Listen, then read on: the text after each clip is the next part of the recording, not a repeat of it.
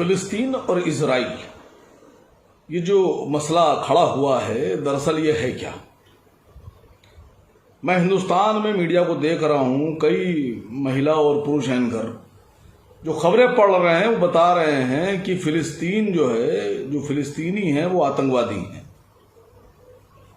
और ईमानदार पक्ष जो है वो इजराइल का रखा जा रहा है कि वो बड़े ईमानदार लोग हैं। मैं आपसे पूछ रहा हूं, मैं आप लोग के जरिए से इन तमाम लोगों से पूछ रहा हूं कि जब इजराइल कार्रवाई करे, छोटे छोटे बच्चों को मारे, 5 साल 8 साल 7 साल की बच्चियों को मारे, मस्जिद अक्सा में घुसकर रॉकेट दागे, गोलियां चलाए, तो वो सैन्य कार्रवाई। लेकिन जब फिलिस्तीन इसका जवाब दे तो वो आतंकवादी कार्रवाई। पहले तो जान लीजिए कि व्हाट इज आतंकवादी कार्रवाई, आतंकवाद है क्या? आतंकवाद उसे कहते हैं, आतंकवादी उसे कहते हैं जो आपके घर में घुसकर आपके घर पे कब्जा कर ले, उसे बोलते हैं आतंकवादी। आतंकवादी उसे बोलते हैं आतंकवादी कार्रवाई कि वो आपके घर में, आपके मुल्क में घुसकर आप पर हमला करे, गोलियां चलाए, वो आतंकवादी कार्रवाई होती है। फिलिस्तीन और इजराइल का मसला आप किस नजर से देखते हैं मुझे नहीं पता, लेकिन जो मेरा नजरिया है वो मैं बता रहा हूं आपको कि फिलिस्तीन का और इजराइल का मसला बिल्कुल ऐसे समझिए कि जैसे 1947 से पहले हमारे भारत का और बरतानिया का मसला था। बरतानिया ने हमारे मुल्क पर हजारों किलोमीटर दूर से आकर कब्जा कर लिया, हमारे मुल्क को, हमारे देश के लोगों को गुलाम बना लिया। तो आतंकवादी कौन होगा? जो हमारे मुल्क पे कब्जा कर रहा है वो होगा, या हमारे ही लोग हो जाएंगे? ये वही लोग हैं जो आज फिलिस्तीनियों को आतंकवादी बता रहे हैं। ये वही लोग हैं, इनके मां बाप 1947 से पहले जब भगत सिंह, चंद्रशेखर आजाद, अशफाक उल्लाह खां, राम प्रसाद बिस्मिल, सहदेव, राजगुरु, नेताजी सुभाष चंद्र बोस जब देश की आजादी की लड़ाई लड़ रहे थे, तो ये वो लोग थे जब ब्रिटेन के साथ मिलकर उनको आतंकवादी कहते थे। भगत सिंह जी को फांसी दी गई, राम प्रसाद बिस्मिल जी को, अशफाक उल्लाह खां साहब को फांसी दी गई, नेताजी को देश छोड़ना पड़ा। ब्रिटिशर्स कहते थे कि ये बागी हैं, ये हुकूमत के बागी हैं, ये आतंकवादी हैं। क्या मानते हैं आप लोग कि ये भगत सिंह, अशफाक उल्लाह खां, राम प्रसाद बिस्मिल, नेताजी सुभाष चंद्र बोस, राजगुरु, साधु, ये सब क्या बागी लोग हैं? ये आतंकवादी कहलाएंगे? ये पहले भी देश के बेटे थे, आज भी देश के बेटे, ये पहले भी क्रांतिकारी थे, आज भी क्रांतिकारी हैं। आतंकवाद मैं बता रहा हूं क्या होता है। इजराइल और फिलिस्तीन का मामला साफ साफ समझिए कि कैसे शुरू हुआ। 1917 के बाद फिलिस्तीन के ऊपर ब्रिटेन का कब्जा हो गया। ब्रिटेन चाहता था कि पूरी दुनिया से यहूदियों को लाकर एक जगह बसाया जाए और उनका मुल्क बनाया जाए। सेकेंड वर्ल्ड वार में हिटलर ने बहुत बड़ी तादाद में यहूदियों को मारा। मैं समर्थन नहीं करता, बिल्कुल नहीं करता। यहूदी के बारे में हिटलर के जो विचार थे वो ये थे कि हिटलर कहते थे कि यहूदी जो हैं वो नाकाबिले यकीन, धोखेबाज लोग हैं, ये कभी भी पीठ पे छुरी मार सकते हैं। और 60 लाख यहूदियों को कत्ल किया उसने। पूरे यूरोप से और पूरी दुनिया से यहूदी निकले तो उनको पनाह किसने दी? उन पर तरस कौन खाया? उन पर तरस खाया फिलिस्तीनियों ने। फिलिस्तीन के लोगों ने उन पर तरस खाया, यहूदियों पे, ये मारे जा रहे हैं, इनको कत्ल किया जा रहा है। फिलिस्तीनियों ने तरस खा के यहूदियों को अपनी जमीन दी पनाह देने के लिए कि तुम यहां रहो। और धीरे धीरे जब ये मुनज्जम हुए, ताकतवर हुए, तो इन्हीं ने हिटलर की वो बात को सच कर दिया। इन्हीं ने 46-47 में अपने देश का ऐलान कर दिया। कब्जा किसने किया? तो फिलिस्तीनी आतंकवादी कैसे हो गए? मैं पूछ रहा हूं आप लोगों से, कैसे हुए फिलिस्तीनी आतंकवादी? कब्जा कौन कर रहा उनकी जमीन पर? वो तो पनाह दे रहे थे, इन पर तरस खा रहे थे। 47 में ब्रिटिशर्स ने कब्जा कराया, इन्हीं ने कब्जा किया और एक इजराइल नाम का मुल्क खड़ा कर लिया और उसको यूनाइटेड नेशंस ने और मित्र देशों ने उसको मान्यता भी दे दी। 1948 में वजूद में आ गया। अब मैं बताता हूं, आज अमेरिका, ब्रिटेन, फ्रांस, भारत भी खड़ा हुआ उनके साथ। हमारा देश, हमारे प्रधानमंत्री का आज का जो समर्थन है वो इजराइल के साथ है। लेकिन इसी देश में एक प्रधानमंत्री गुजरी है, इंदिरा गांधी। इंदिरा गांधी जी जब प्रधानमंत्री थी तो वो कभी भी इजराइल के साथ नहीं खड़ी हुई। वो इजराइल के कब्जे को अवैध कब्जा मानती थी।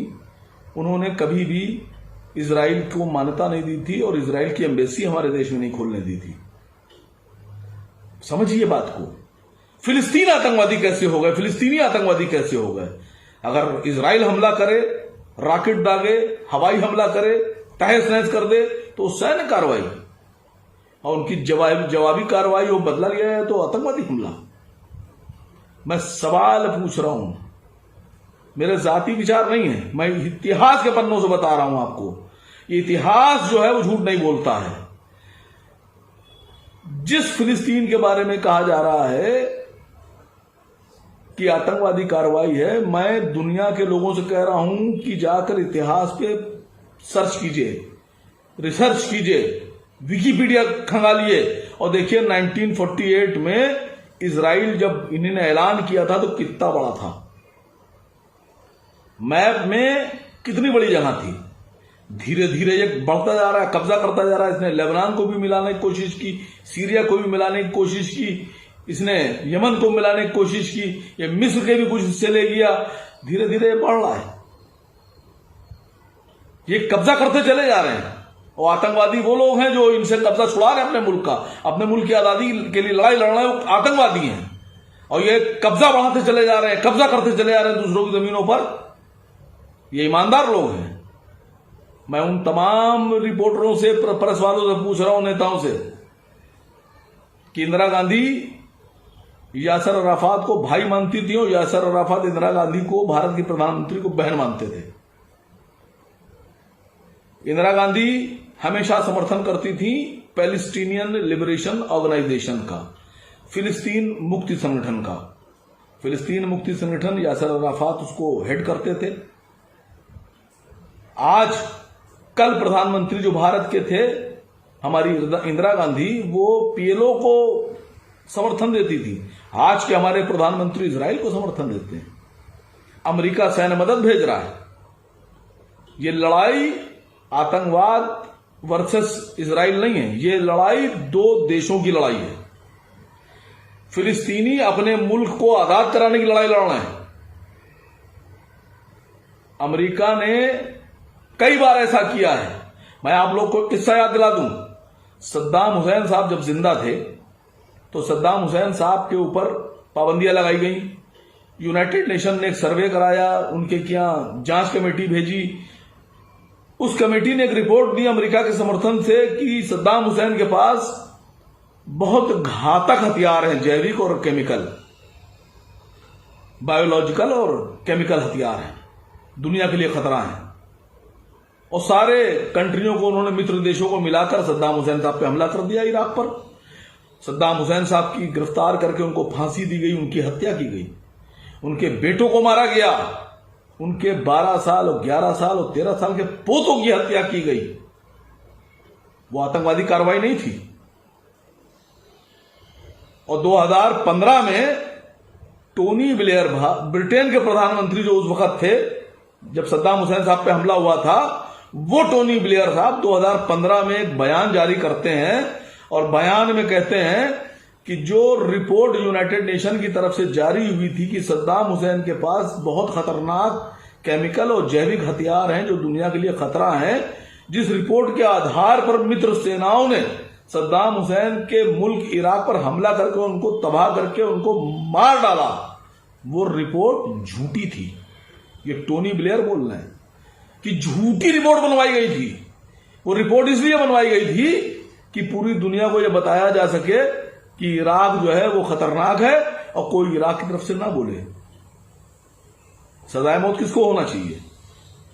मित्र देशों के जो अध्यक्ष हैं इनको होना चाहिए थी या उनको होना चाहिए थी जो सद्दाम हुसैन साहब मारे गए?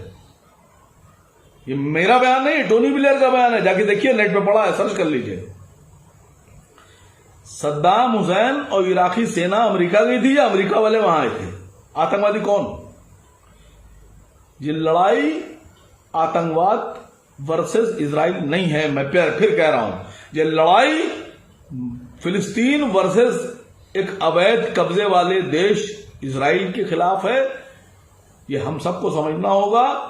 और अगर फिलिस्तीनियों को आतंकवादी कहा जा रहा है तो जो ब्रिटिशर्स के खिलाफ 1947 से पहले हमारे देश में जो लोग लड़ रहे थे, ब्रिटिश को भगाने के लिए आजादी की लड़ाई लड़ रहे थे, तो फिर ब्रिटिशर्स उनको जो कहते थे आतंकवादी, बागी। हमारे मुल्क में बहुत से लोग, झांसी की रानी ने अंग्रेजों के खिलाफ हथियार उठाई, अपनी बच्चे को पीठ पर बांधा और घोड़े पर तलवार लेके निकल पड़ी। अंग्रेजों ने उनका राज्य छीन लिया, उनकी सेना तबाह कर दी, उनका परिवार तबाह कर दिया, उनको मार दिया, शहीद हो गई वो लड़ते लड़ते। और बागी होंगी, बागी झांसी की रानी हुई। आतंकवादी वो लोग हैं जो हजारों किलोमीटर से चलकर आते हैं और दूसरों के मुल्कों पे, उनकी जमीनों पे कब्जा करते हैं। वो हैं आतंकवादी। लड़ाई उनके खिलाफ होना चाहिए। मैं अपने तमाम ईमानदार लोगों से कह रहा हूं, दुआ कीजिए, या अल्लाह, फिलिस्तीन की आजादी के लिए हम सब दुआ कर रहे हैं। फिलिस्तीन के बच्चों पर, उनके नौजवानों पर, उनके बहे हुए खून को मद्देनजर रखते हुए फिलिस्तीन को आजाद करा। फिलिस्तीन के नौजवानों, बुजुर्गों, बच्चियों, औरतों, इनकी तमन्नाएं पूरी कर। या अल्लाह ताला, फिलिस्तीन अपनी आजादी के लिए लड़ रहा है, फिलिस्तीन को आजाद करवा। किससे आजाद करवा? कब्जेदारों से, जो अवैध कब्जे करते फिर रहे हैं दुनिया के देशों पर, दुनिया के लोगों पर। अल्लाह उनको गारत कर और फिलिस्तीन को आजाद करवा दे। आमीन सुम्मा आमीन।